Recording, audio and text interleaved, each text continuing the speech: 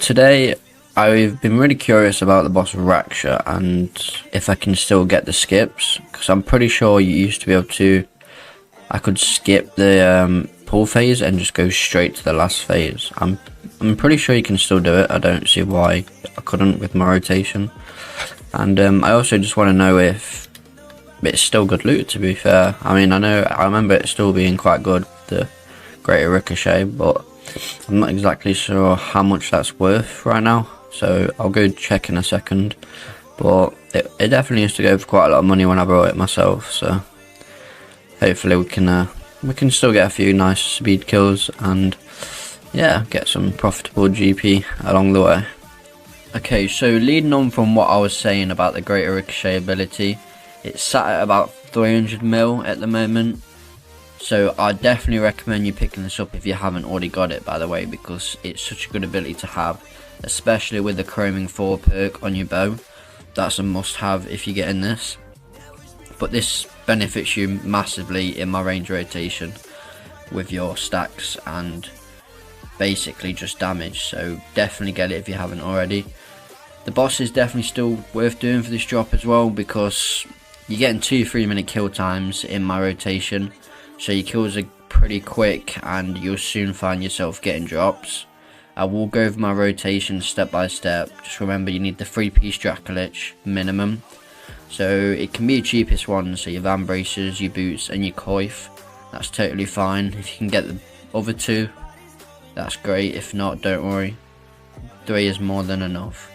So the other good thing about this rotation is you can use it at other bosses like Zamorak with the pad skips as well, so it's definitely worth getting, that's for sure. But without waffling anymore, I'll just get straight into this and I'll go over my rotation step by step and explain exactly how to get these pull skips and just do this range rotation in the first place with this rapid fire. So all you need to basically do is DPS Raksha to start with. Get him to around 500k HP. Just after these shadow energies actually. Build your Wen stacks. And then you want to go into your dev spores. Get those activated. And basically when you proc them, you want to use Death Swiftness into an Imbue Shadows, into a bow spec, into rapid fire, and then you want to switch arrows back to your Wen, SGB into a dark bow, into a Greater Ricochet, to another dark bow, into another dark bow, into another dark bow. Do some more thresholds you can basically do into another Greater Ricochet, and just like that he is pull skip phased. Now I can normally do that a lot quicker and more efficient, but I still managed to do it even messing up. And then with this phase you can use the same rotation, so you just basically start by doing normal damage, just get him down a bit until he goes into his bubble mechanic, so it will be this next one. And then it's up to you how many anima shards you want to get off the floor. I normally just get a few around me. So get rid of his bubble, just walk and grab like 4 nearest to me. And then I'll just do the same rotation. So I've got my Wen stacks. I'll get my Death Spore stacks back, go into a Death Swift, Imbue Shadows. I'll wait until he does his second. Move out the way, come back in with a rapid fire, switch to my Wen arrows, and then use the anima as the rapid fire's ending into an SGB, dark bow, and another dark bow. And should basically just be the end of that. Now, I was taking my time and I still managed to get under 3 minutes as well. So you can definitely get it lower than that as well, because I didn't do that the most efficient way possible, but I still did it. So you allowed a few minor errors. It doesn't have to be perfect to get this right. So I don't know if you've seen that damage, but it was not light, that's for sure. Alright, so I'm just going to do my rotation again over here at these dummies just to show you all, because it'll be a bit easier and I can slow it down instead of just doing it at Raksha.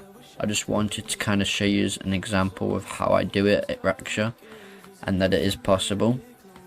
But we'll start with my arrows that I'm using. So you got the Death Sport arrows, which basically just allow you to use one of your ultimates at 0% adrenaline once you proc them at 12 stacks.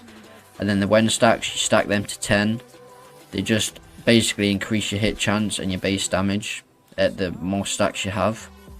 So that's about it with those really. There's not really much to them, but I just thought I'd show you those real quick. So we'll get those out the way. And then obviously your EOFs, you want the Dark Bow and the Serengod Bow.